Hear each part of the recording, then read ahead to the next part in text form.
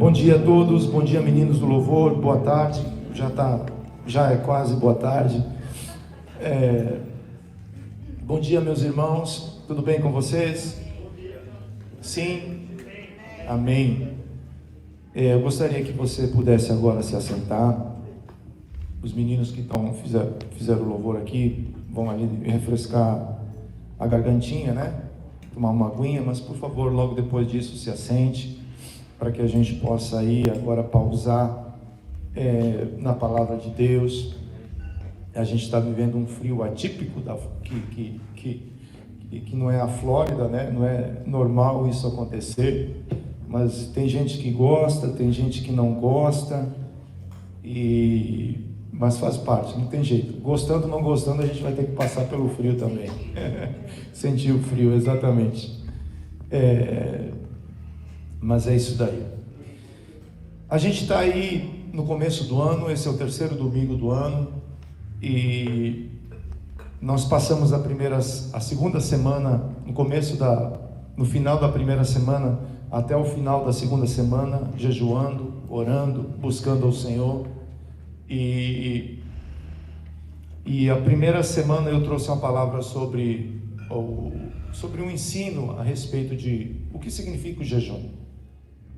A igreja precisa resgatar os valores, que são os valores bíblicos, que na caminhada eles vão se deteriorando, eles vão pegando outras formas diferentes. Tem muita gente ensinando o evangelho, e às vezes as pessoas ensinam do jeito que vê. Isso é perigoso. Nós precisamos voltar para as escrituras e ver o que Jesus ensinou, e termos a fidelidade às escrituras, né? A interpretação é muito perigosa, porque toda interpretação é revelada pela própria palavra de Deus, né? Então nós precisamos entender isso daí. O que é o jejum? Por que Jesus ensinou a jejuar? Porque ele fala que existem situações que só a oração não resolve. É necessário orar e jejuar. E Jesus fez isso no ministério dele. Antes de começar o ministério, ele jejuou e orou. Neemias, antes de começar a reconstrução de Jerusalém, ele orou e jejuou. Porque nós estamos fazendo uma construção espiritual. Amém. E essas armas, elas precisam ser espirituais, né? E no segundo domingo eu falei sobre a importância da oração.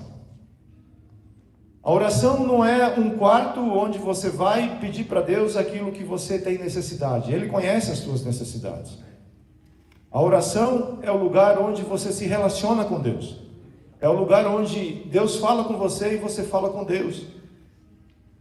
A oração não é petição. A oração é você clamar para o coração de Deus, para que Ele seja revelado a você. Jesus fala assim: se você me pedir, eu vou te dar, eu vou te mostrar, né? Então, como é importante nós entendermos esse princípio. E hoje eu quero falar sobre oferta ou esmola, né? O esmola, a palavrinha é meio que forte, né? Mas Jesus usou essa palavra esmola, e eu quero trabalhar com vocês hoje o que significa oferta. Ofertar é uma ação de amor. Fala, ofertar é uma ação de amor. Todos vocês estão com a palavra impressa aí? Alguém não tem? Alguém não recebeu? Todos têm. Mateus capítulo 6, verso 2 fala assim: quando, pois, você der esmola, não fique tocando trombeta nas sinagogas e nas ruas, como fazem os hipócritas, para serem elogiados pelos outros. Em verdade, lhes digo que eles já receberam a sua recompensa. Deus avalia a nossa atitude no dar. Dar é uma ação que Deus espera de cada um de nós,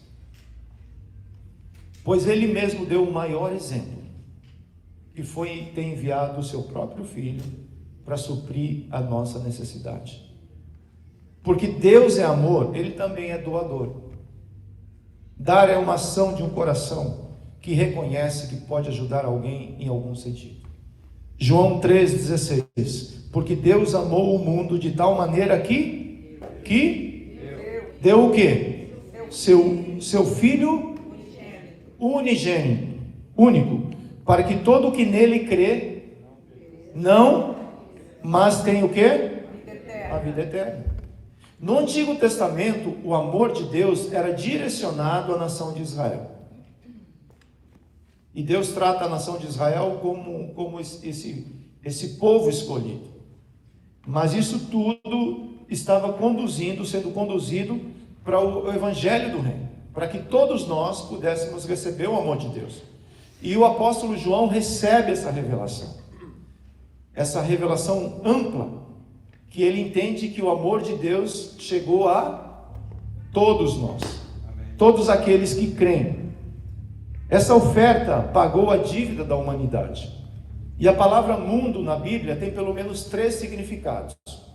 Mundo trata de toda a criação, o cosmo, que é o universo. Deus criou tudo. Segunda palavra, mundo, sistema. Esse mundo caído, esse sistema caído, que é o que o próprio Satanás é príncipe dele. E o terceiro mundo, terceira palavra que é usada na Bíblia, mundo são pessoas. Quando Deus trata de mundo, Ele trata de pessoas, a criação dele. Deus está falando assim: eu amei tanto a minha criação, que eu não abandonei a minha criação. Pelo contrário, eu dei o meu filho, eu ofertei o meu filho para toda a humanidade, para que aqueles que creem nessa oferta que eu fiz, pudessem receber a vida eterna. Mateus 6,1. Tenham cuidado de não praticar as suas obras de justiça diante dos outros, para serem vistos por eles. Se fizerem isso, vocês não terão nenhuma recompensa do Pai Celestial. Após Jesus ele começou o ministério dele, e a primeira coisa que ele fez foi levar o povo para um seminário, foi levar o povo para o monte para ensinar o sermão do monte. E ali ele trata as bem-aventuranças. O que Jesus estava fazendo? Jesus estava resgatando o verdadeiro ensino. Jesus estava resgatando os verdadeiros princípios. Não existe evangelho sem nós resgatar os verdadeiros princípios da palavra de Deus. E Jesus precisava ensinar aquele povo sofrido, aquele povo perseguido, a ser feliz e ser bem-aventurado nessa caminhada com o Senhor. Então Jesus ensina as bem-aventuranças. Você lembra disso? Nós tratamos no ano passado. Todas elas. Tem muito ouro aí, tem muita coisa para a gente aprender, para a gente poder entender. Depois de ensinar as bem-aventuranças, ele fala assim: se vocês fizerem isso, vocês vão se tornar luz e sal da terra. E em seguida, no capítulo 6, ele introduz obras de justiça. Quais obras de justiça são essas? O que a gente está vendo aqui são as práticas do Evangelho do Reino de Deus. Nós precisamos entender isso daí. Quem nasceu de novo tem uma nova prática. Amém. Tem uma nova cultura.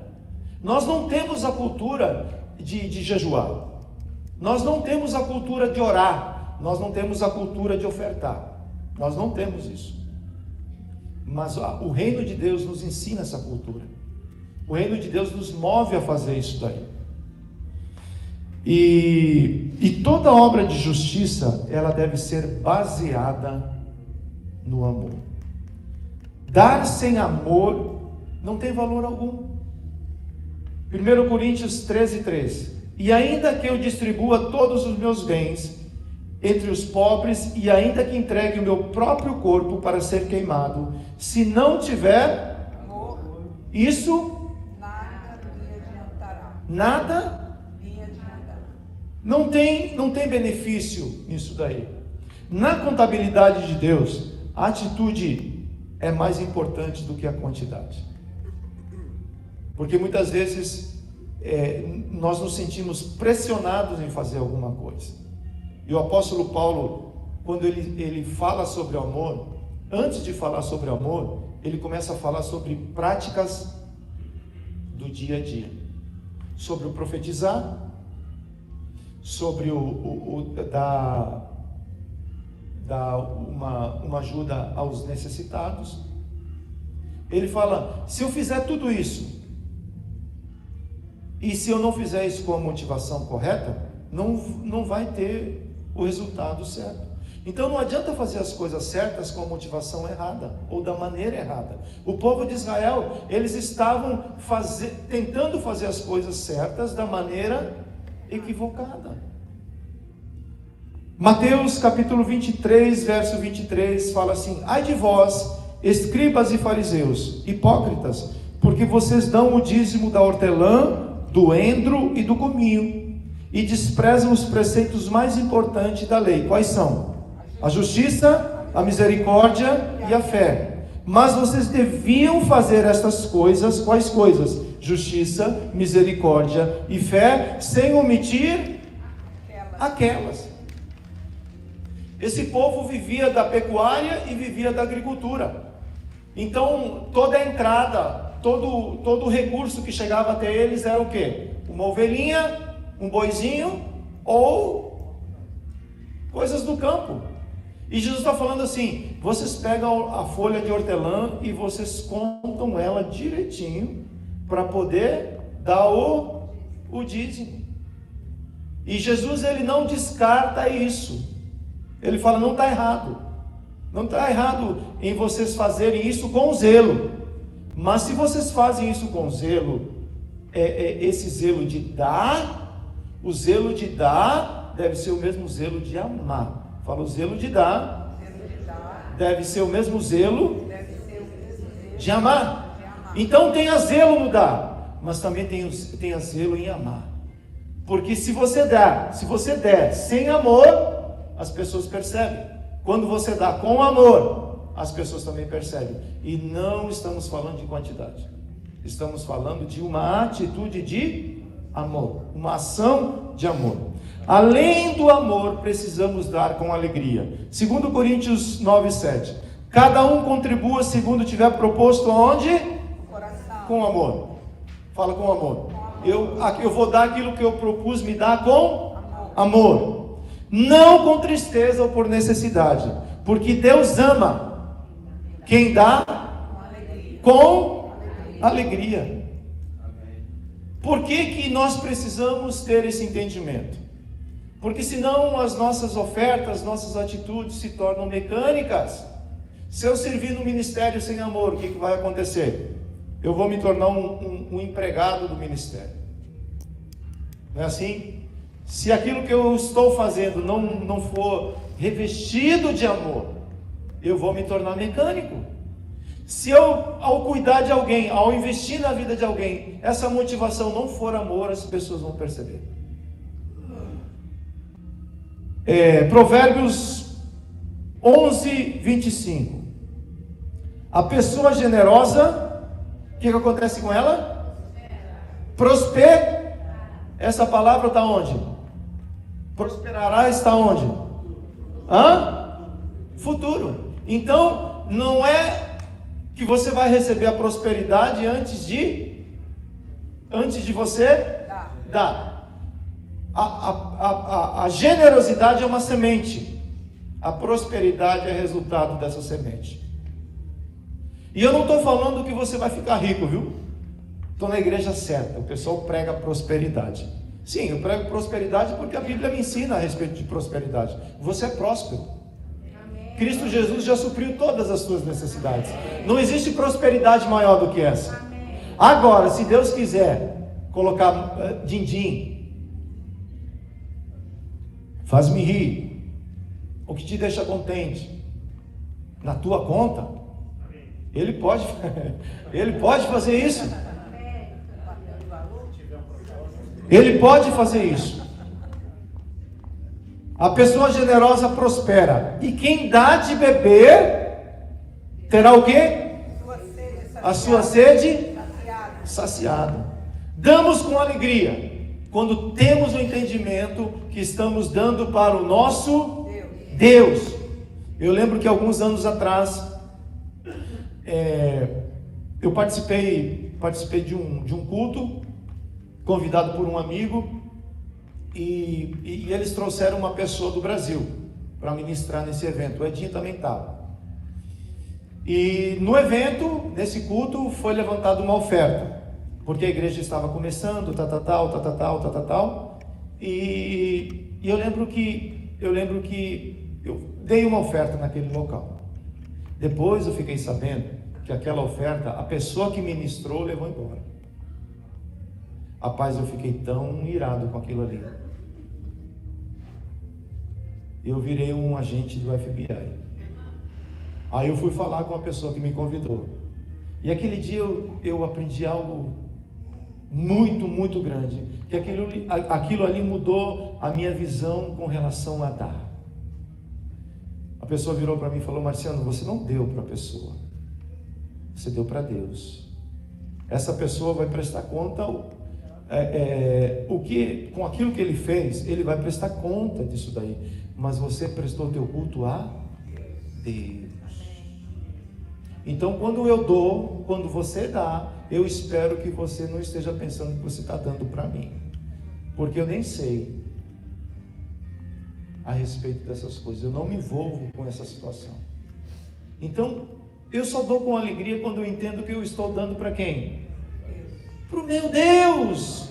E também preciso orar para que Deus levante pessoas capacitadas para poder administrar com zelo aquilo que chega até as nossas mãos. Amém. Nós estamos no momento de gastar agora.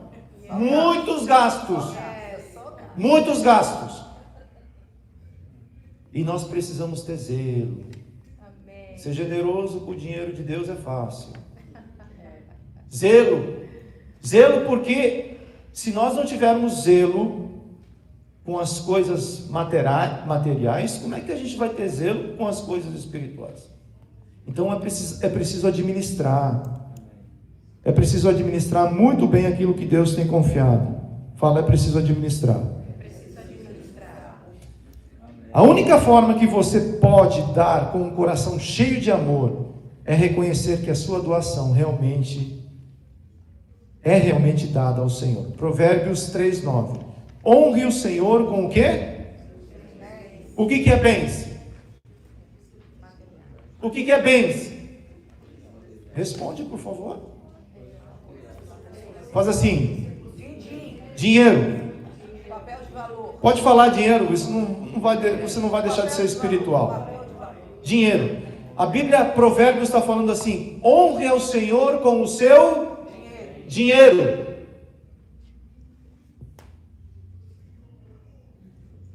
E com as primícias de toda a sua. É o primeiro. Se sobrar, eu der. Eu vou dar. Se sobrar, eu vou dar. Isso é primícias? Não. Já pensou? Vou tomar água. Já pensou? Alguém te convida, domingão, alguém te convida para almoçar na casa dele. E ele fala assim: senta aí, meu irmão. Aí ele serve o almoço e fala: só me dá 2 minutinhos, eu vou comer. E aquilo que sobrar do meu almoço, você pode comer. Como é que vem aqui? Difícil, né? Fala assim: rapaz, que cara sem coração. Então, primícias não é o que sobra. O Pentecostes nos ensina a respeito disso. Porque a festa do Pentecostes era a festa das colheitas. As pessoas faziam a colheita, colocavam no celeiro. E depois que a colheita estava lá no celeiro, eles iam lá e tiravam uma parte daquela colheita, levavam até a festa das colheitas, consagrava aquela primícia que foi tirada lá da colheita dele, e depois disso ele voltava para poder usufruir daquilo que estava no celeiro dele. Primícias é isso. Você tem um celeiro? Tem ou não tem? Então, é onde você armazena, onde você guarda a tua renda. E é disso daí que a palavra está falando. Damos com alegria quando entendemos que damos para quem? Aqui temos uma promessa de suprimento que é antecedida por um princípio. A obediência ao princípio dispara a promessa. Vou repetir. A obediência ao princípio dispara a promessa. Quem pratica os princípios não precisa se preocupar em ser abençoado. Muitas vezes a gente fala assim, quero ser abençoado. Você não precisa se preocupar em ser abençoado. Se preocupe em praticar e obedecer com alegria o quê? Os princípios. Mateus 6,13. Mas ao dar esmola, oferta, que a sua mão esquerda ignore o que a sua mão direita está fazendo, para que a sua esmola fique em secreto. E o seu pai que vem em secreto lhe dará o quê? A recompensa. A recompensa será proporcional ao que damos. Segundo Coríntios 9,6. Isto afirmo, aquele que semeia pouco também colherá pouco, e o que semeia com fartura também colherá com fartura. Verso 8, olha agora o resultado desse princípio. Deus pode tornar abundante em vocês toda graça, a fim de que, tendo sempre, em tudo, ampla suficiência, vocês sejam abundantes em toda boa obra. Como está escrito, distribuiu, deu aos pobres, a sua justiça permanece para sempre. E Deus que dá semente ao que semeia, e pão para alimento, também suprirá e aumentará as sementes e multiplicará os frutos da justiça de vocês. Não é a terra que influencia nos céus. Mas quando você lança uma semente na terra, você tem uma influência direta nos céus naquilo que você está semeando. É interessante que Deus usa o doador para suprir a necessidade do pobre. E é o próprio Deus que se encarrega de recompensar e multiplicar a semente na sementeira do doador. Assim, quanto mais sementes o doador tem, mais o necessitado é suprido. Eu desejo muito, e eu sei que eu faço parte de um corpo local que é generoso. Porque quanto mais você dá, mais você recebe. E quando eu estou falando em dar, eu não estou falando em fechar o olho e fazer qualquer coisa, não. A Bíblia nos ensina que nós devemos semear na terra boa. Na terra boa. E essa terra boa, ela é fruto de trabalho, ela é fruto de permitir se tornar uma terra boa. Né? Aí você fala assim, mas como é que eu vou saber em quem é que é terra boa? O Senhor vai te ensinar, o Senhor vai te mostrar. Porque eu preciso ter esse entendimento. Quando eu estou dando para o meu Senhor. E isso tira um milindre de eu querer qualificar quem é merecedor e quem não é merecedor. Você é merecedor de alguma coisa? Eu sou merecedor de alguma coisa? Quando Deus deu, Ele deu por causa do seu amor, por causa da motivação do amor, tá certo? E de maneira prática agora eu quero aplicar essa palavra, que está em uma passagem que a gente conhece muito bem, que é do bom samaritano.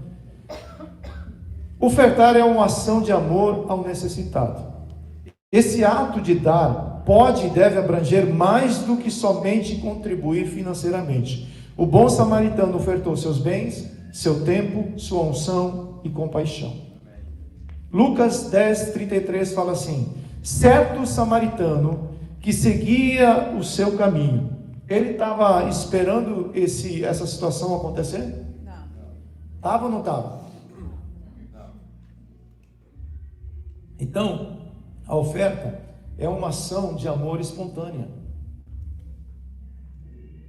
Eu não preciso fazer uma reunião para entender esse tipo de situação. O samaritano, ele estava seguindo no dia dele. Provavelmente ele estava indo para o trabalho, ou ele estava fazendo alguma coisa na rotina dele.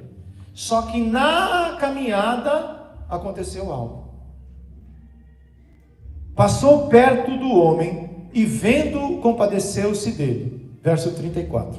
E aproximando-se, fez curativos nos ferimentos dele e aplicando-lhes óleo e vinho. Depois colocou aquele homem sobre o seu próprio animal, levou-o para uma hospedaria e tratou dele. No dia seguinte, separou 2 denários e os entregou ao hospedeiro, dizendo: cuide deste homem, e se você gastar algo a mais, farei o reembolso quando eu voltar. Vamos orar? Pai querido, no nome de Jesus, nós queremos clamar pela Tua graça, nós queremos clamar pelo Teu amor, queremos clamar por entendimento que vem do alto, para que nós possamos compreender aquilo que o Senhor quer nos ensinar nesta manhã. Abre o nosso entendimento, o Espírito Santo nos ensina, nos revela a Tua poderosa palavra. E é no nome de Jesus que eu oro e agradeço. Amém? E a gente sabe que aqui está se tratando do bom samaritano. Essa parábola, ela é resultado de uma pergunta. Um escriba da lei perguntou: quem é meu próximo?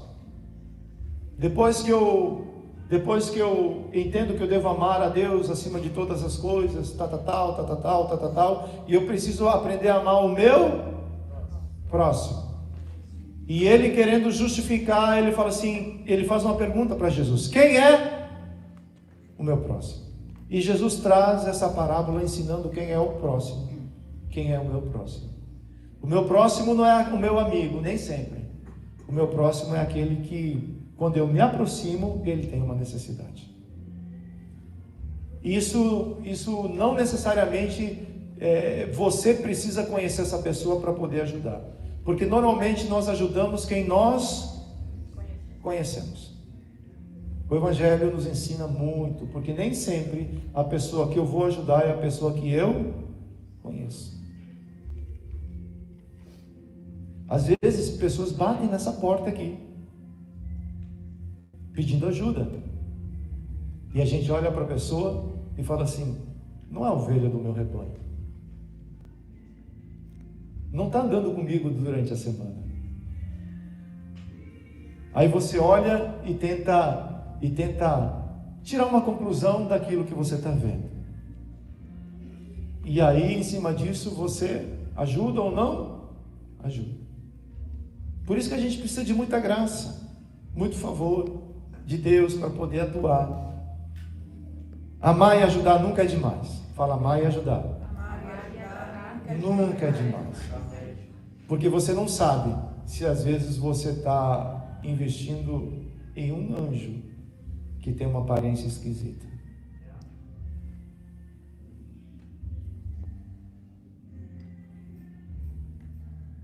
E Deus prova. Deus prova. Deus prova a nossa atitude no dar. Primeira situação que aconteceu com o bom samaritano, ele ofertou financeiramente. Lucas 10:35. No dia seguinte, separou quantos? 2 denários. E os entregou ao hospedeiro, dizendo: cuide deste homem, e se você gastar algo a mais, farei o reembolso quando eu voltar. Lá em Mateus trata a respeito desse valor, 1 denário, na parábola dos trabalhadores. Normalmente o denário era uma diária de trabalho, né? E quando você coloca preço na tua diária, ela fica cara. Quando os outros colocam preço na tua diária, você não gosta muito não, né? Mas me ajudem aí, qual que é uma diária boa? Eu estou meio desatualizado do mercado, eu não sei como é que funciona isso daí.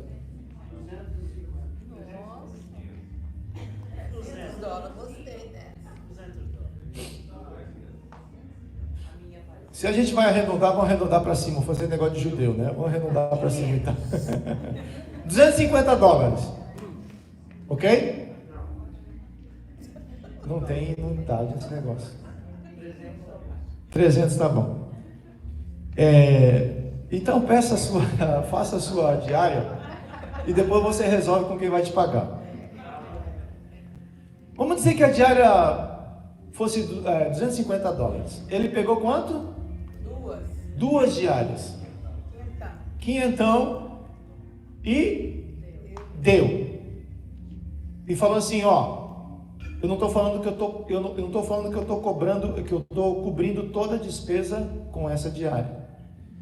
Mas eu quero dizer que isso daqui é o down payment e eu vou voltar. E quando eu voltar, se você gastou algo a mais, eu quero dizer que eu vou reembolsar você. E eu fico imaginando aquela pessoa que estava sendo tratada pelo bom samaritano, escutando todas essas coisas. Esse cara não me conhece. Esse cara parou o cavalinho dele, deu um cavalo de pau, acho que foi ali que inventaram isso.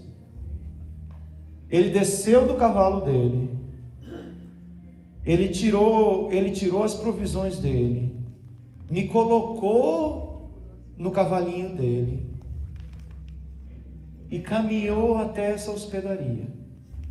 Aqui ele dá 2 denários para poder suprir a minha necessidade e fala assim, eu vou voltar. Ele podia largar essa pessoa, depois disso ele podia falar, daqui para frente você segue o teu caminho. Ele fala, não, eu estou seguindo uma viagem, estou indo para um caminho, estou indo até um certo lugar, mas eu vou voltar para saber como é que você está. E quando eu voltar, se houver um gasto a mais, eu quero dizer que eu vou suprir e vou cobrir esse gasto. Aqui essa parábola, se você vai ver, tem vários caminhos que a gente pode trilhar, mas eu vou seguir no caminho mais seguro. O bom samaritano estava usando o seu recurso terreno para aumentar o seu tesouro no céu. Filipenses 4,17. Não que eu esteja pedindo ajuda, pois o que realmente me interessa é o fruto que aumente o crédito na conta de vocês. O apóstolo Paulo, ele, depois de fundar a igreja de Filipos, aquela igreja cresce e tal, e eles querem investir na vida do apóstolo Paulo. E eles fazem isso, eles levantam uma oferta para dar aí. E o apóstolo Paulo, com entendimento de reino muito grande, ele fala assim, vocês estão dando, isso vai respingar em mim, mas antes de chegar até a minha conta, esse dinheiro passa por um processo, ele é acreditado na conta dos céus, e uma vez que isso é contabilizado nos céus, depois ela volta para a minha conta, para que eu possa usufruir desse dinheiro. E o apóstolo Paulo tinha um entendimento muito amplo disso daí. Então, quando nós temos essa atitude de dar, nós precisamos ter esse entendimento, que isso é um investimento, que a gente está criando um tesouro nos céus, onde a traça e a ferrugem não corroem. Porque quando eu faço isso a um necessitado, a um carente, Jesus fala assim, é para mim que vocês estão fazendo. Tem recompensa. Isso não passa desapercebido. A igreja de Filipos estava ofertando na vida do apóstolo Paulo. Mas Paulo sabia que antes dessa oferta ser creditada na conta dele, para uso pessoal, ela estava sendo contabilizada como um crédito celestial. Pois os filipenses estavam financiando um servo que servia no reino dos céus. Quando você dá, você está dando para Deus. O bom samaritano também ofertou do seu tempo. Lucas 10, 34, a parte B. Depois colocou aquele homem sobre o seu próprio animal, levou-o para uma hospedaria e tratou dele. O tempo é o bem mais precioso que você tem. E todos nós temos a mesma quantidade. E é incrível que é você que administra o teu tempo. Usamos nosso tempo para trabalhar, estudar, se divertir e outras coisas. Como a gente gosta de usar nosso tempo para poder viajar. Passear. Quem gosta de viajar? Pode levantar a mão. Levanta, levanta. Eu sei que todos nós gostamos. É bom viajar? Maravilhoso. Muito bom. Porém, o bom samaritano nos ensina que diante do sofrimento ou da necessidade do próximo, ele interrompeu a sua viagem. Quem tem a capacidade de interromper uma viagem para cuidar de um necessitado?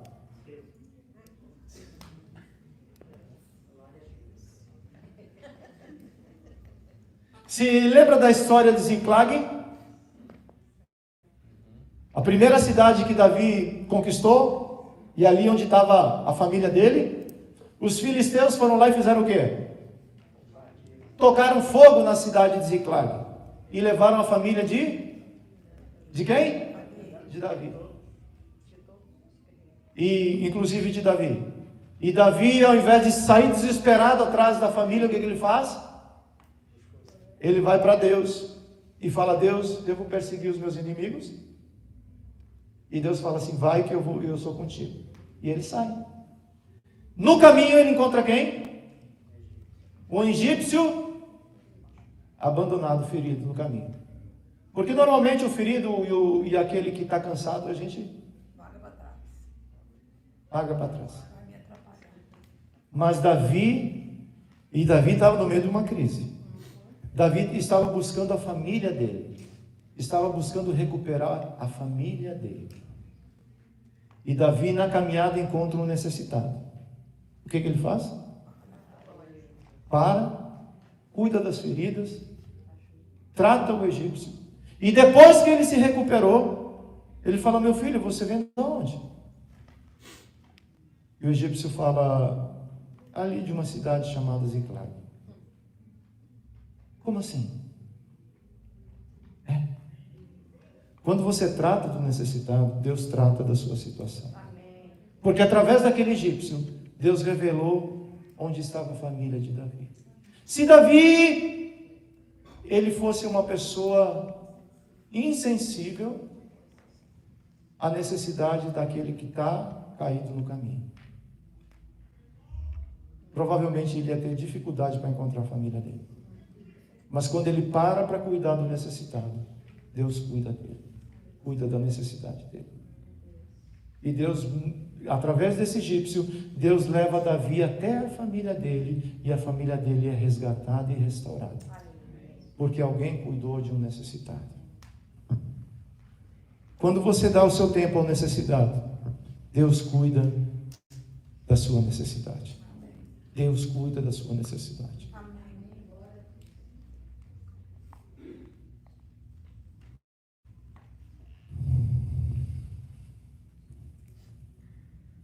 Essa atitude do bom samaritano me leva a reconhecer as mesmas obras de justiça que o nosso Senhor praticava. Jesus foi convidado por tantas situações, e aqui eu queria trazer a história do centurião romano. E quando ele se aproxima de Jesus, Jesus estava ocupado, Jesus estava cuidando de uma situação. Mas Jesus para. Jesus atende, Jesus responde, Jesus vai até a necessidade desse centurião e resolve a situação. Obras de justiça.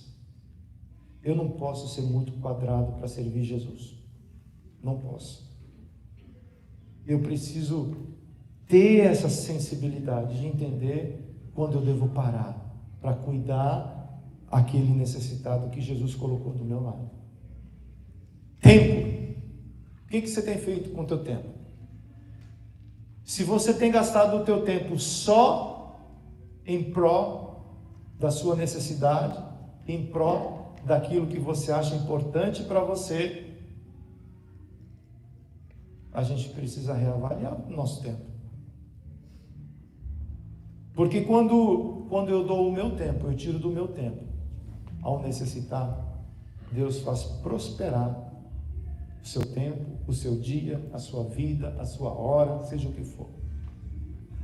Porque Jesus fez isso, Ele tirou do tempo dele, Ele tirou da vida dele para dar a vida dele para nós. Tempo é vida, fala, tempo é vida. Então quando você tira do seu tempo, você tira da sua vida para ajudar um necessitado, Deus vai te recompensar de uma maneira ampla, que só Ele pode fazer isso. Ah, mas aqui é o seguinte, cada um por si, Deus por todos.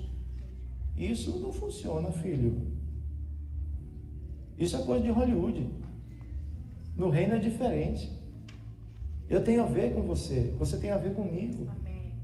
Eu preciso me preocupar com você. Eu preciso, da melhor maneira, cuidar de você.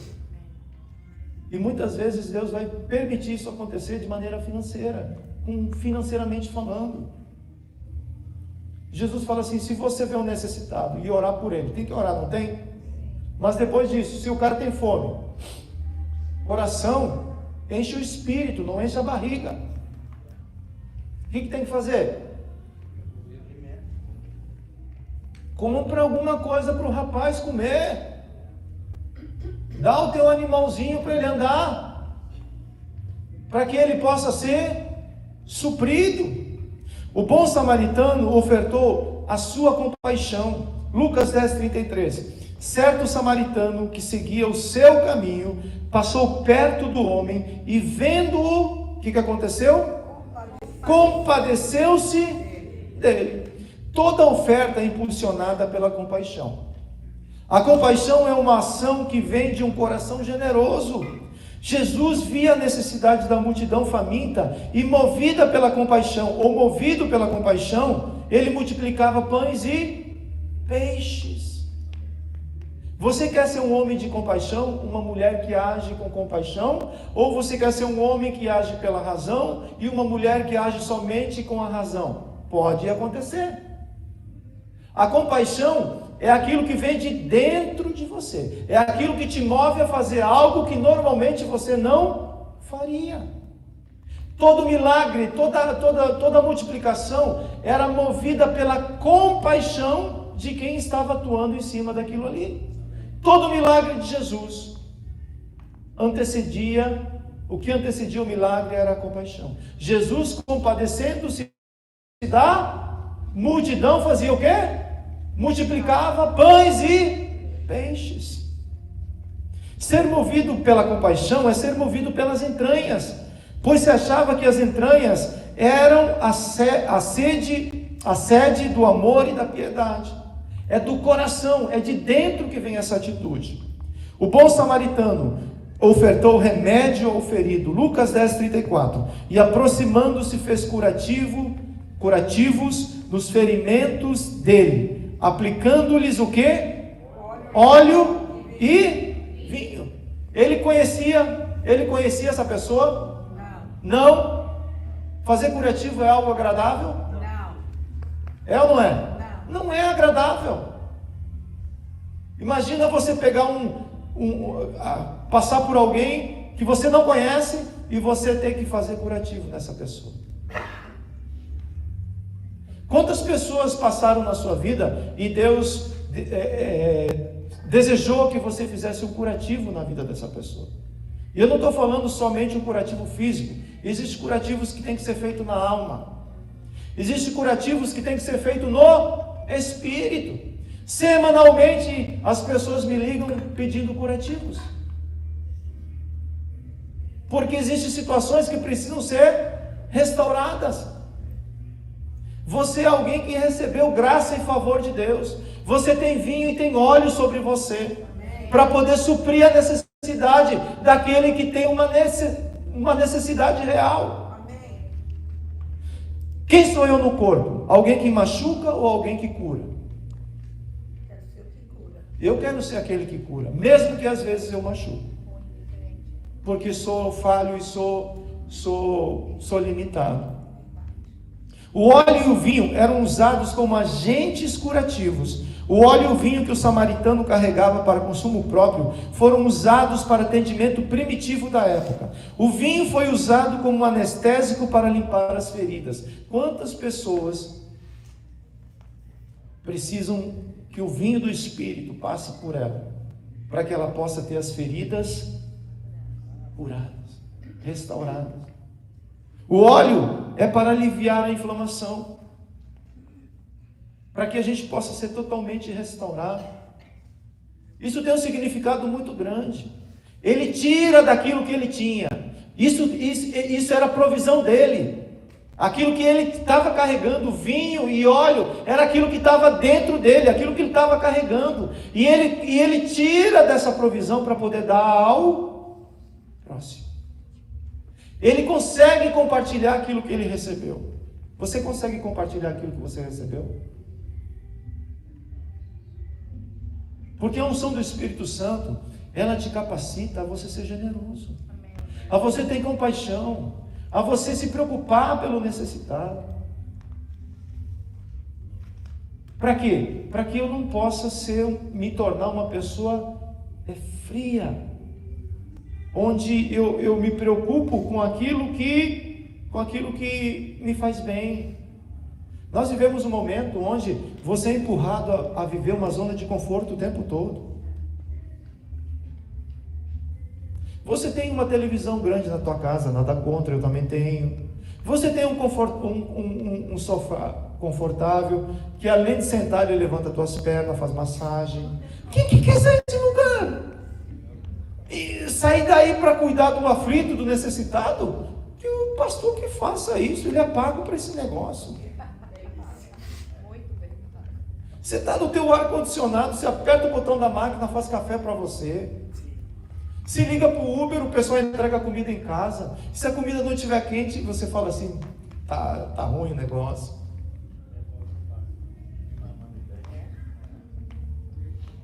Cada vez mais existe uma zona de conforto sendo construída em volta de nós, para que a gente fique como um pintinho dentro do ninho. E Jesus o tempo todo quer empurrar nós para fora dessa zona de conforto, para que a gente possa fazer a obra que Deus nos chamou, para que a gente possa ser generoso, para que a gente possa ser sensível à necessidade do próximo. Marcos 2:13. Trouxeram-lhe então um paralítico carregado por quantos? 4 homens. E não podendo aproximar-se de Jesus por causa da multidão, voltaram para casa. Não? O que eles fizeram? Eu fico imaginando uma situação dessas. Imagina 4 homens, 5 homens. 5 homens na jogada. E 4 resolveram levar o paralítico até Jesus.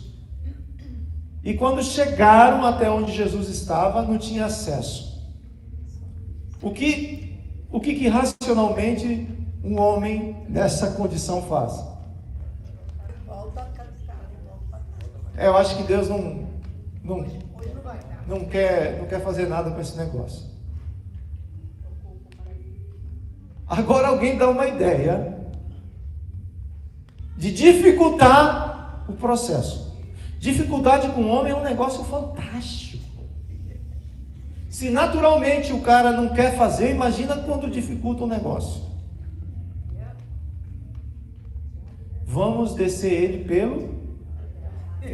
Você está de brincadeira comigo, rapaz. Descer pelo telhado? Se entrar pela porta estava difícil carregar esse homem, imagina subir para depois descer.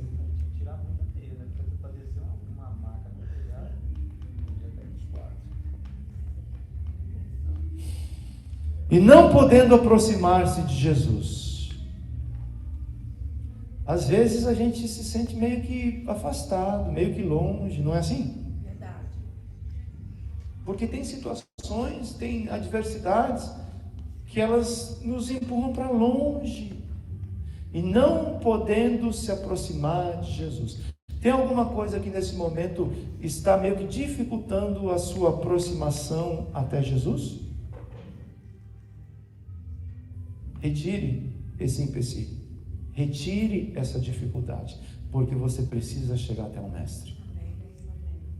Por causa da multidão, removeram o telhado no ponto correspondente ao lugar onde Jesus se encontrava.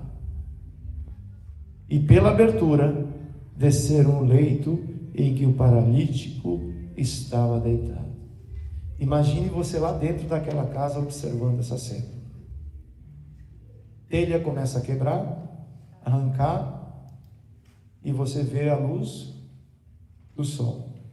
E daqui a pouco um paralítico descendo na frente de todos. Existem coisas que precisam mais de uma pessoa, por isso é que nós somos família.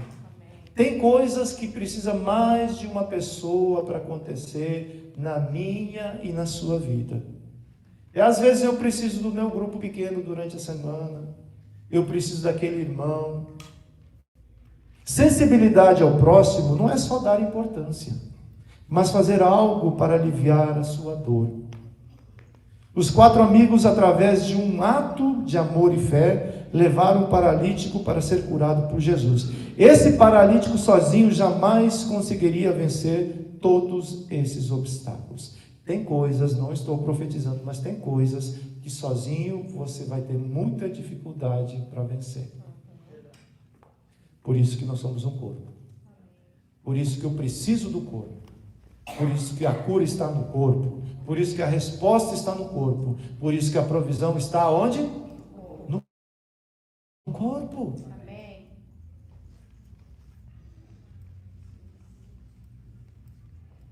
Todas as restaurações são feitas por Deus. Todas elas. Todos os milagres são feitos por Deus. Amém. Deus pode te usar e vai te usar. Mas você não é quem produz o milagre. Quem executa o milagre é Deus. Porém, Deus usa o corpo como um veículo que nos leva até a cura. Eu preciso entender isso daí, muito claro. Porque quando Deus efetuar o milagre, não é você quem está realizando isso daí. Você simplesmente é um veículo, um canal que Deus está usando para poder agir com misericórdia.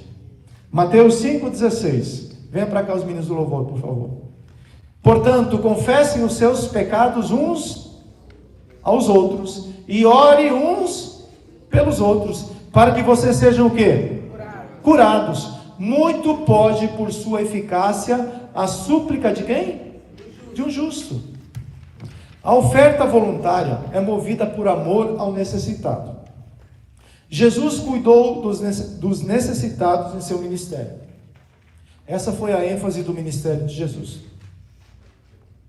Jesus veio cuidar do necessitado, da viúva, do órfão, da pessoa que tinha necessidade. A igreja primitiva, como é que funcionava isso daí? Da mesma maneira. Da mesma maneira. E nós, a igreja contemporânea, como que nós devemos tratar com essas coisas? Não deve ser diferente. Porque você olha para as pessoas e você fala assim, não, essa pessoa está suprida, aquela outra está suprida, mas a gente vai ficar só cuidando de nós? A igreja precisa sair dessas 4 paredes aqui. A igreja precisa ir lá fora, olhar para o homeless e levar um prato de sopa.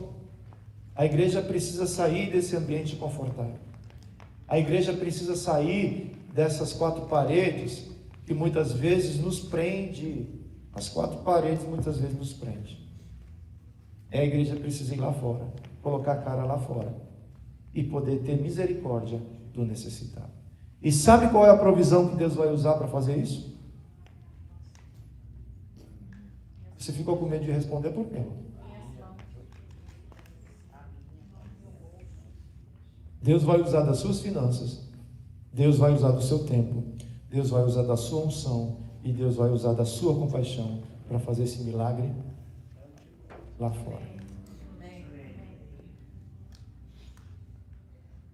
Você quer ofertar da maneira correta? Eu quero ofertar da maneira correta? É isso que a Bíblia me ensina. Ofertar não é só dinheiro. Existe muito mais que envolve isso tudo. Jesus, quando ele multiplicava o pão, não era só o pão que ele multiplicava. Ele supria a necessidade, ele mostrava amor, ele mostrava compaixão, ele mostrava cuidado pelo próximo. Provérbios 19, 17. Esse é um verso que eu amo de paixão. Vamos ler ele juntos? 1, 2, 3, leia, por favor.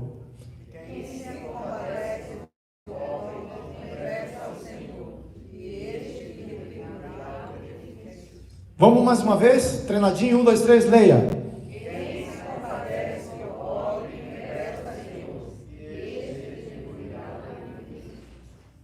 Amém? Vamos se colocar de pé, por favor.